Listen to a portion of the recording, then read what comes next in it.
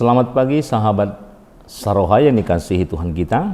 Sebelum kita mendengarkan firman Tuhan, kita terlebih dahulu berdoa. Kita berdoa, kasih karunia bagimu dan damai sejahtera yang dari Allah Bapa di dalam Kristus Yesus Tuhan kita.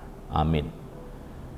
Sahabat Saroha yang dimanapun saudara berada, kami mau mengucapkan selamat ulang tahun kepada saudara-saudari kami yang berulang tahun dalam satu minggu ini. Kiranya Tuhan senantiasa memberikan saudara kesehatan dan sukacita di tengah-tengah kehidupan saudara. Demikian juga buat saudara-saudari kami yang sedang masih bergumul dalam keadaan sakit penyakit, kami berdoa kiranya kasih karunia Tuhan senantiasa semakin memulihkan keadaan saudara, memberkati setiap apapun proses yang sedang Anda jalani, baik tindakan dari para medis, demikian juga obat dan makanan yang boleh Anda makan.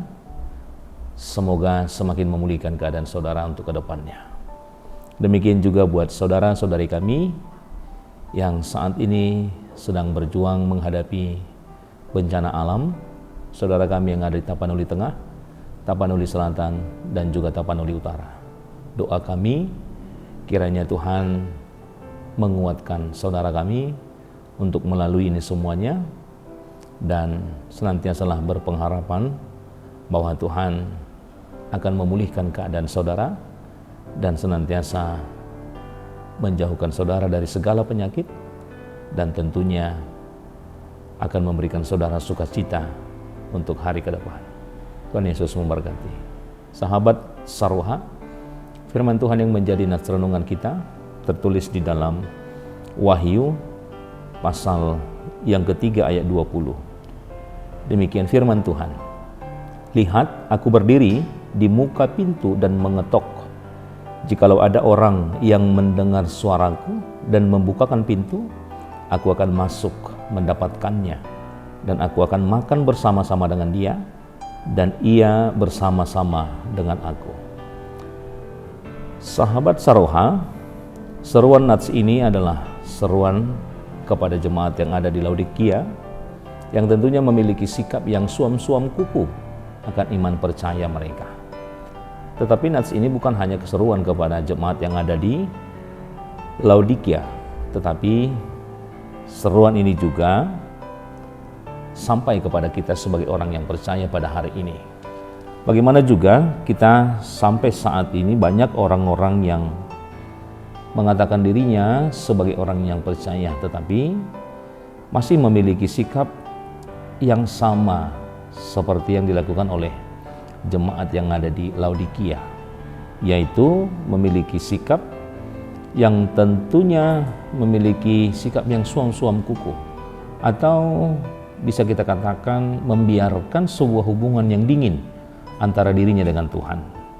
Hal inilah yang menjadi seruan atau sebagai gambaran bagaimana setiap orang percaya harus senantiasa menghangatkan hubungannya baik dengan Tuhan, dengan melihat bahwa Tuhan adalah segalanya dalam kehidupan kita. Tanpa pertolongan, tanpa bantuan, dan tanpa campur tangan Tuhan, maka tentu kita akan berkata bahwa kita tidak akan mencapai apapun yang menjadi sebuah harapan di tengah-tengah kehidupan kita. Nats ini memperlihatkan kita bagaimana kehadiran Kristus di tengah-tengah kehidupan kita.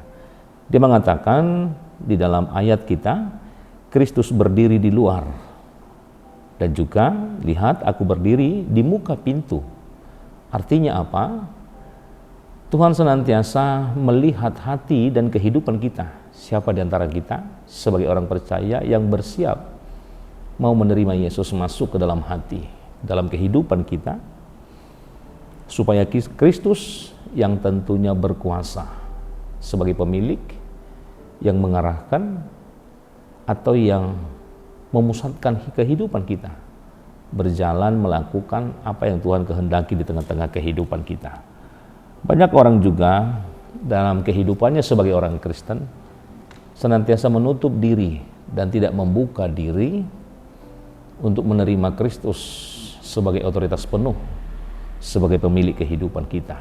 Maka firman Tuhan hari ini mengatakan Lihat, aku berdiri di muka pintu dan mengetok. Jikalau ada orang yang mendengar suaraku dan membukakan pintu, aku akan masuk. Inilah seruan juga dalam kehidupan kita. Terkadang banyak hal yang membuat kita menutup diri, mengacuhkan atau tidak mau peduli bagaimana seharusnya kita sebagai milik Kristus di tengah-tengah kehidupan kita. Banyak orang terkadang yang berpuas diri tentang apa yang dia miliki, kemewahan, puas diri akan materi, dan juga merasa tidak membutuhkan apa-apa. Tetapi hari ini dalam nas kita mengatakan bahwa sesungguhnya Kristus sebagai kunci dari kehidupan kita dan seharusnya menjadi pusat kehidupan kita. Meskipun di tengah-tengah kehidupan kita memiliki apa yang kita harapkan. Bagaimana kita diajar, kalau Kristus menjadi pusat kehidupan kita, maka apapun yang kita miliki bukan menjadi fokus dan utama kehidupan kita. Tetapi apa yang kita miliki seharusnya membantu kita untuk semakin memfokuskan kehidupan kita sebagai kehidupan milik Kristus di tengah-tengah apa yang kita jalani. Kristus tidak pernah memaksa masuk ke dalam kehidupan kita, tapi tergantung bagaimana kehidupan kita mau menerima, mau membuka supaya Kristus masuk dalam kehidupan kita. Nats kita mengatakan dia berdiri dengan sabar di luar. Bahkan ketika kita sebagai orang percaya yang terlalu sibuk atau terlalu puas dengan diri sendiri atau mengandalkan kekuatan kita sendiri sehingga mengabaikan kehadiran Tuhan. Kesabaran hal inilah yang ditunjukkan oleh Kristus. Kapanpun kita siap membukakan diri, kapanpun kita siap menerima Kristus, supaya kita bisa menempatkan Kristus dalam pusat hidup kita. Sehingga nats ini mengajak kita, mari membuka diri, mari kita mendengar ketukan pintu hati kita, karena Kristus mengetuk hati kita, mengetuk pintu hati kita, mengetuk pikiran kita untuk membukakan supaya Kristus mau hidup sebagai otoritas yang seharusnya kita jalani. Sahabat Saroha, dikatakan juga dalam nats kita, aku akan masuk mendapatkannya dan akan makan bersama-sama dengan dia, dan dia bersama-sama dengan aku. Nah, tentunya ada perbedaan sikap dari antara orang yang sudah menerima dan orang yang belum menerima kehadiran Kristus di tengah-tengah kehidupannya. Dalam hal ini, Kristus mengatakan ketika dia sudah masuk ke dalam rumah itu, ke dalam pintu yang sudah dibukakan itu, maka Kristus mengatakan bahwa dia akan makan bersama-sama, dan orang yang membukakan pintu itu tentu adalah bagian daripada Kristus itu sendiri bersama-sama dengan Kristus. Artinya apa? Ini adalah sebuah ajakan. Orang yang sudah mau membukakan pintu adalah orang yang sudah memiliki kerendahan hati, orang yang sudah melakukan sebuah pertobatan dari sebuah kesalahan apa yang dia lakukan, orang yang sudah menyerahkan hidupnya sebagai otoritas kepemilikan daripada Allah itu sendiri. Artinya dia mau dikontrol, dia mau dipelihara, dan dia mau diarahkan oleh kehendak Kristus, dan tidak mengandalkan pikiran dan tidak mengandalkan apa yang dia inginkan lagi, tetapi sepenuhnya otoritas hidupnya hanya sebagai hal yang melakukan kehendak Tuhan. Makan bersama dalam hal ini adalah sebuah persekutuan yang akrab yang mau ditunjukkan oleh Kristus. Sebuah hubungan yang hangat di mana adanya damai sejahtera, dan juga ada hubungan yang sangat intim kepada Tuhan. Inilah yang dikatakan kepada jemaat Laodikia dan kepada kita juga. Bagaimana hubungan kita juga harus menjadi hubungan yang hangat dengan Tuhan. Bukan hubungan yang suam-suam kuku atau hubungan yang dingin. Tetapi bagaimana dari sebuah penerimaan kita akan Kristus, maka kita menghangatkan hubungan kita akan Tuhan, dan kita bisa hadir bersama-sama dengan Tuhan dan dalam perjamuan yang sama dengan Tuhan. kehadiran yang dilakukan, yang dikatakan oleh Yesus dalam hal ini, bahwa dia akan hadir di tengah-tengah kehidupan sehari-hari kita. Kalau Kristus hadir di tengah-tengah kehidupan kita, banyak hal yang diperbaharui dalam kehidupan kita. Banyak hal yang dirubah, banyak hal yang Tuhan tunjukkan dalam kehidupan kita. Misalnya kita dimampukan dalam segala hal yang kita lalui. Sakit, penyakit, pergumulan-pergumulan, banyak hal. Dari semua itu kita dimampukan untuk memiliki sikap yang mengandalkan Tuhan. Karena kita memahami kita adalah bagian daripada kepemilikan Kristus, maka apapun yang akan kita hadapi adalah sebuah rancangan yang Tuhan izinkan kita akan lalui. Tetapi tentunya kita akan menghasilkan hal yang membawa kita kepada sukacita yang daripada Tuhan.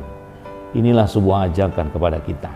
Bagaimana semua kita mau membuka diri, mau membuka kehidupan kita, agar kehadiran Kristus, agar penerimaan kita akan Kristus tentunya adalah hal yang baik, hal yang tentunya menguntungkan kita, adalah hal yang membawa kita kepada sebuah pengharapan akan kebahagiaan sukacita yang Tuhan janjikan di tengah-tengah kehidupan kita. Sahabat Saroha, mari kita dengar ketukan yang dilakukan oleh Yesus, mengetuk pintu hati kita, pikiran kita, kehidupan kita, untuk kita buka dan kita mempersilahkan Kristus masuk dalam kehidupan kita, dan biarkan Kristus yang mengawali dan mengakhiri dan juga memelihara kehidupan kita. Tuhan Yesus memberkati. Amin. Kita berdoa. Bapa di surga, terima kasih Tuhan, firman Tuhan yang sudah kami dengarkan hari ini. Kiranya mengajar kami, menuntun kehidupan kami, supaya kami senantiasa boleh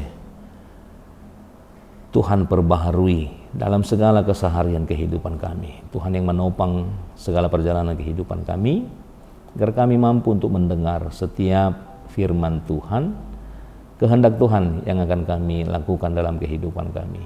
Jangan biarkan kami mengeraskan hati, jangan biarkan kami acuh tidak acuh terhadap firman Tuhan, tetapi kami mau peduli, kami mau menerima, kami mau membuka hati, pikiran, dan kehidupan kami, agar kiranya Tuhan yang menjadi pemilik kehidupan kami, yang tentunya akan mengarahkan, membawa, memelihara kami kepada sukacita yang Tuhan akan berikan. Berkatilah setiap jemaat-Mu dimanapun mereka boleh berada hari ini, dalam segala pekerjaan, aktivitas yang boleh mereka lakukan. Kiranya itu semua akan menghasilkan hal yang baik, yang tentunya akan mereka pakai dalam segala kebutuhan-kebutuhan hidup. Demikian juga dengan jemaat-Mu yang masih dalam keadaan sakit. Tuhan berkati, agar mereka semakin Tuhan pulihkan, untuk keadaan mereka semakin lebih baik lagi untuk hari esok, agar kiranya mereka boleh melakukan aktivitas untuk mencukupkan segala kehidupan, kebutuhan kehidupan di tengah-tengah kehidupan mereka. Bapa di surga, kami berdoa buat saudara-saudari kami yang mengalami, yang menghadapi bencana alam, yang ada di Tapanuli Tengah, Tapanuli Selatan, Tapanuli Utara. Bapa di surga, kami serahkan mereka ke hadapan Tuhan. Tuhan yang menguatkan, Tuhan yang memampukan mereka untuk melalui ini semua.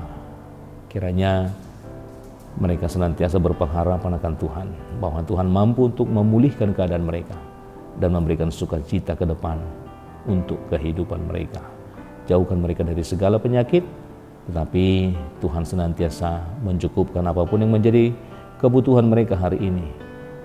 Kiranya Tuhan memelihara mereka, memberikan sukacita di tengah-tengah apa yang mereka hadapi. Bapa di surga, hapuskan segala dosa pelanggaran kami, agar kami senantiasa layak menerima berkat-berkat Tuhan di tengah-tengah kehidupan kami. Terpujilah nama-Mu hingga selama-lamanya. Amin.